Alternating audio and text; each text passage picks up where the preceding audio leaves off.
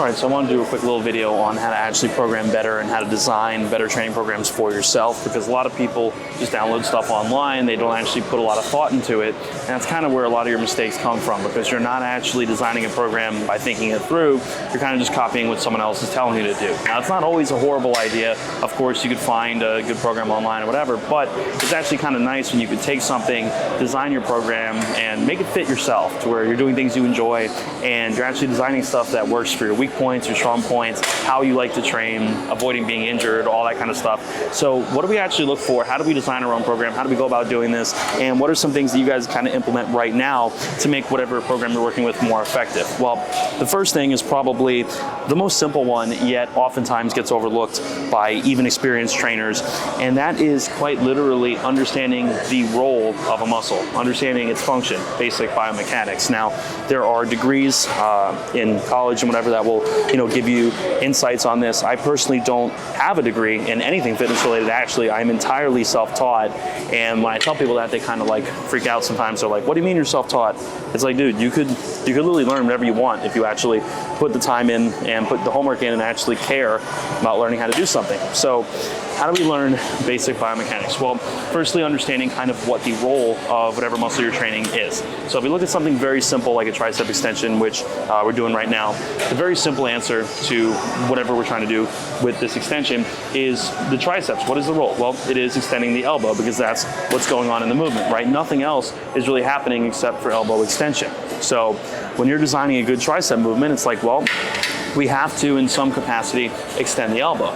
So if you're doing a dip machine and your dip machine looks more like this, like more like a high to low fly kind of thing, are you really getting a lot of tricep in there? Well, no, because you're not really extending the elbow. So that's just a very simple kind of basic thought process you can include, and that is, what is the function of the muscle? Like, what is it actually doing? So when I'm doing my extension here, if, again, my extension actually ends up looking more like some kind of weird fly, I know I'm getting a little too much chest involved. So as I'm warming up and as I'm working my way to my working set here, I'm actually making sure that I'm getting a decent range of motion at the elbow.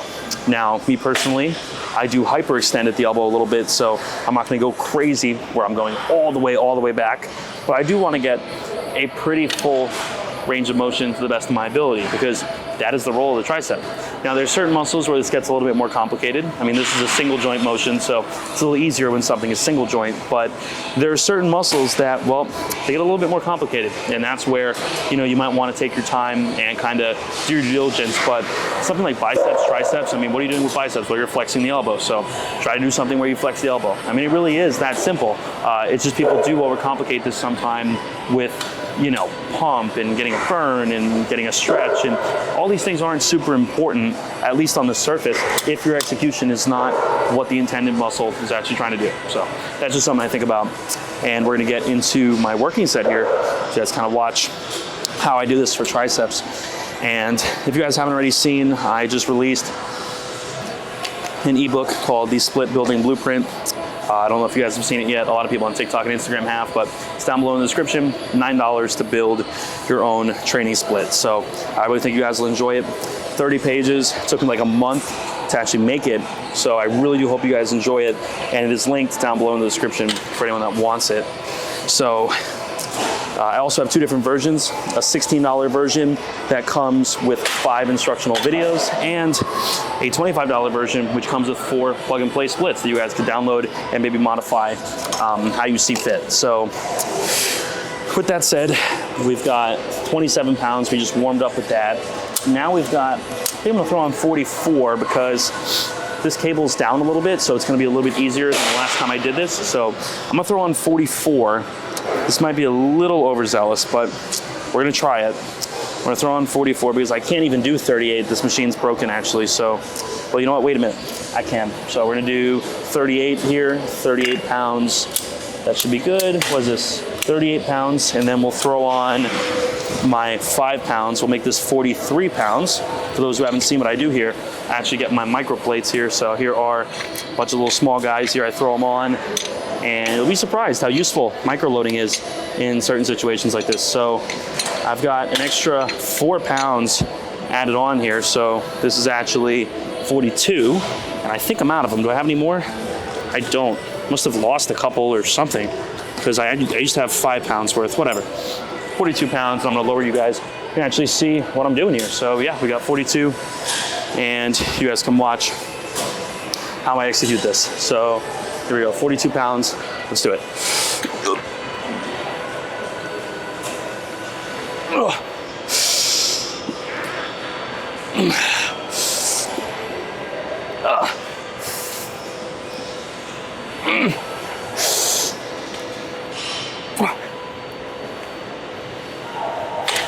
All right, that was 6 with about 1 in the tank, so I'll take it, move on to the next side, we'll keep going. All right, so another thing to think about in the vein of problems that beginners actually make in the gym frequently is that more volume is not always better. This sounds obvious to people watching, I'm sure, but understanding that you can't just throw sets at a body part you want to bring up, but actually have to improve in some other fashion is pretty hard for a lot of people. And I noticed this, even if you might think your programming is good, understanding that you can't just aimlessly add another set of biceps, another set of biceps, another set of biceps in hopes that your biceps are going to improve. It's just not something that's going to happen. So when we design our programming, we want to be very, very thorough about understanding, okay, intensity, reps in reserve, rep ranges. There's just a whole lot going on there, really. And when you guys watch my next set here, you guys are going to see that watching your performance is actually a huge factor here that people just sometimes kind of ignore. Like, they don't write their sets down, they don't remember what they did the previous time. And again, a lot of people watching might find this obvious, but if you really, really watch and you go through your logbook, even if you do write it down, and you go, wait a minute, why have I been stalling on this lift for the past 2 months? That's not really a good idea. Why is that happening? It might make you a little bit more introspective and actually train with a little bit more quality. So that's something I noticed with triceps, traps. I mean, so many different muscle groups, chest, messing around with different rep ranges, messing around with, you know, different reps in reserve, taking your first set to 2 RIR, second set to 1 RIR, placing it first, placing it last, placing it in the middle. All these things are basically fuel for you to experiment with. So as you guys are about to see here as I do my set, this is a lift I've been experimenting with quite literally for months.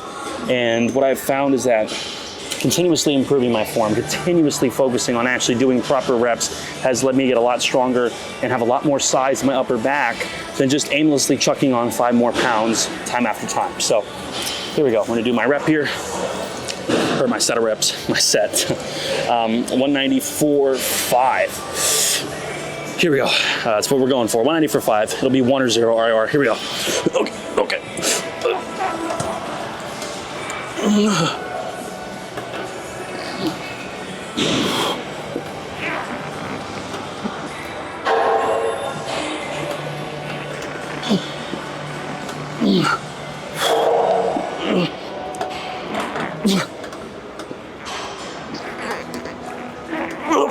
Okay. All right, that was pretty much 0 RIR. I mean, could I maybe squeeze out one more with like a little bit of herking and jerking around maybe, but that was pretty much 0 in the tank.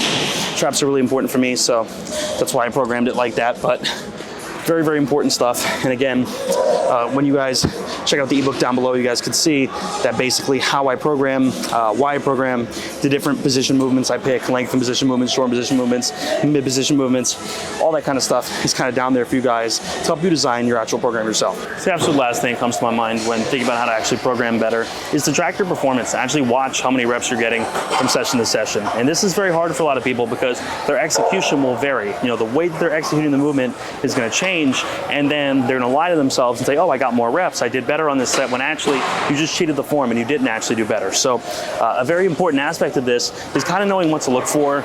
And I tell people pretty much the simplest thing is the slowing of the concentric velocity. So the actual rep, the actual positive of the rep, when that starts to slow against your will and there's nothing you can do to speed that up, that means you're pretty close to failure. So if you're really training hard, you know, you're gunning it in the gym, you're gonna realize when your sets are close to failure, and you'll start to learn that more over time. It's kind of like a skill. Like, you get used to training the failure. If you take someone that's 65 years old off the street that's never trained, they're gonna have a much harder time pushing themselves to failure. So the irony is, you're actually gonna wanna tell them, if you're their coach, you might wanna really push them to failure, to their failure, because their failure isn't actually failure, if that makes sense. The way they're perceiving it is simply not at the level where they're actually getting the slowing of those reps. It's actually not happening. I have one client, Amit, who's actually very, very good at this, and he was very good at this like his whole life. It's kind of weird. We've been training together for about a year now. You guys have seen him on the channel before. And he, even like 2 months in, dude just knew. Dude would just push and push and push. He trained super, super hard. He grew a ton. People in his hometown don't even recognize him when he goes back now. It's insane. But he was someone who had an innate ability to really push himself near failure very early. So when he would hit a session on his own and he'd come to me and he'd be like, hey, Matt, last time I got this for 5. This time I got this for 7. I believed him, and I knew that he was actually progressively overloading because I knew how he was executing him. I was actually watching videos of his training and actually knowing how he was doing them. But a lot of people, you know, they're doing a chest press and they start perking and jerking around and whatever. You know, you're not necessarily progressively overloading if last time you got 5 and then this time you're jerking all around and, oh, I got 6. Just means you went a little bit past failure, past the form breakdown, and you squeezed an extra rep out. That's not, you know, super valuable to you. So learning how to keep your form standardized, or at least pretty much standardized, and kind of understanding when a rep is sloppier or dirtier than it should be is going to be like really, really critical for you. So that's just the last thing that came to my mind. I hope you guys found this useful, and I'll see you soon.